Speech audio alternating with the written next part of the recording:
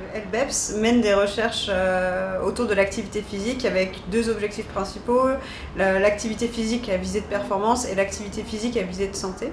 Donc ce laboratoire est associé à différentes structures de recherche dans le bassin sud-francilien. Donc l'hôpital sud-francilien, l'Institut de recherche biomédicale des armées à Brétigny-sur-Orge, à Génopole et au centre d'études et de recherche pour l'intensification du traitement du diabète où on se trouve aujourd'hui pour cette étude. Alors l'étude sur laquelle on travaille aujourd'hui au CERIT, c'est une étude qui est intitulée Diable de sport. Cette étude a pour objectif de voir l'effet d'un entraînement physique chez des personnes atteintes de diabète de type 2 et notamment l'effet sur la régulation de la glycémie pour retarder le moment où ces patients vont devoir s'injecter de l'insuline. Les patients qui participent à cette étude sont majoritairement sédentaires. Ils font très peu d'activité physique pour la plupart. Donc on a choisi une modalité d'exercice physique qui va être accessible pour ces patients, ni trop facile ni trop difficile.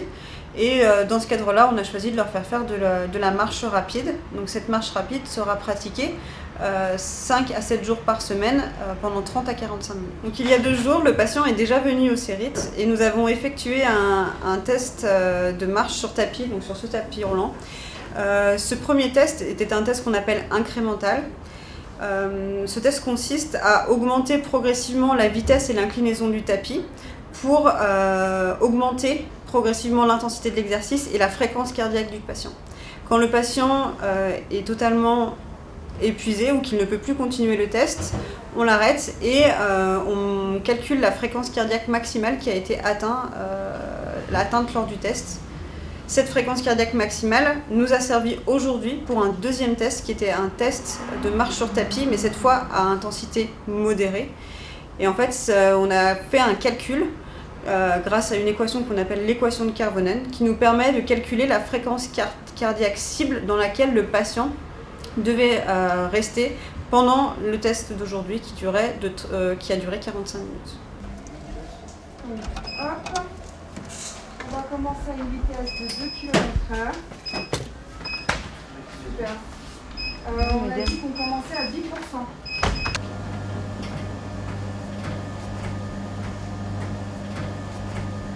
Et du coup là il faut qu'on contrôle, mais là il est en dessous de sa fréquence cardiaque cible. Il faut qu'il soit à entre 128 et 150. On va augmenter la vitesse. On va augmenter la vitesse. À combien? À 2,7.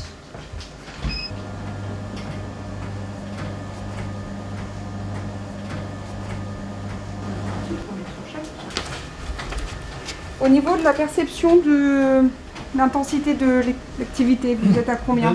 2.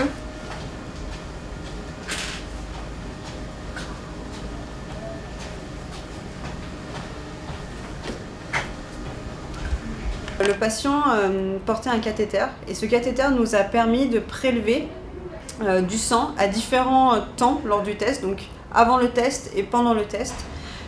Et grâce à ces prélèvements de sang, on va pouvoir mesurer un certain nombre de biomarqueurs. Donc des biomarqueurs, ce sont des molécules qui sont dans le sang et qu'on va doser à ces différents temps de l'exercice. Et en fonction des biomarqueurs qu'on va mesurer, on espère, pouvoir prédire si ce patient va pouvoir améliorer sa glycémie grâce à l'exercice physique ou s'il ne va pas pouvoir l'améliorer. Voilà, on n'arrive pas à bonder sur la centralisation du collectif. Ça prend du temps. Mais ça va venir. Ouais, bah, de toute façon, là, après on les laisse au frigo en attendant, mais bon. Et du coup, le temps qu'elle a refroidi, du coup, après, vous pourrez centrifuger plusieurs. Ouais, après on enchaîne. Ouais. Du coup, on a dû augmenter à ça pour ce qu'il. Il était trop bas, on a commencé à un coup. Et là, c'est parfait parce que là, on du est coup, bien. pile dans la bonne. Voilà, on a eu le bon nez. Vous l'évaluez à combien là, votre perception 4.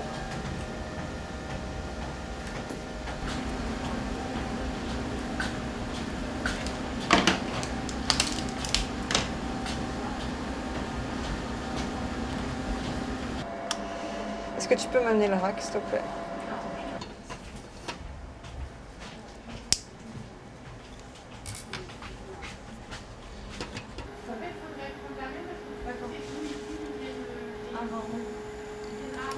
Alors, c'est un peu de la confiance, c'est-à-dire que quand on donne un rendez-vous au patient, il s'y présente. Voilà, en fait.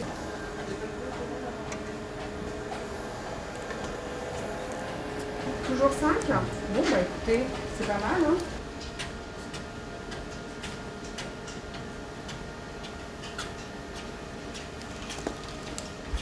Quatre, 3, 2, 1. Stop.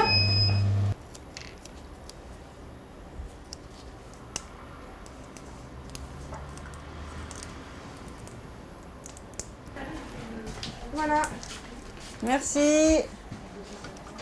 le dernier, Parfait. C'est 45. c'est 45 à 10h10. Donc là, le patient est venu faire 2 tests, un test il y a 2 jours, un test aujourd'hui. Maintenant, il va partir en autonomie pendant 4 semaines. Donc pendant 4 semaines, il va faire de l'exercice physique 5 à 7 fois par semaine. Cet exercice physique, ça sera un exercice de marche rapide. Et on a donné une montre au patient, et dans cette montre, en fait, il va y avoir un cardiofréquencemètre qui va permettre de mesurer sa fréquence cardiaque.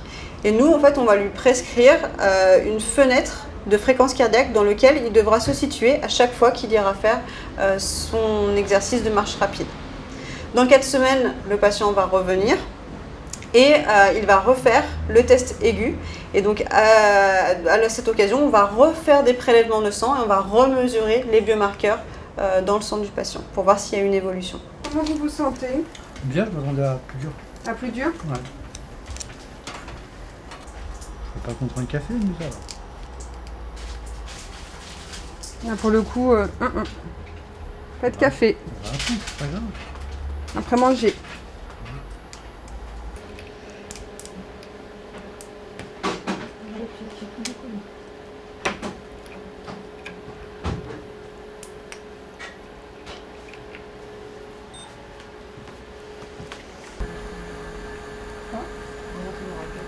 Cette étude devrait durer environ 2 ans.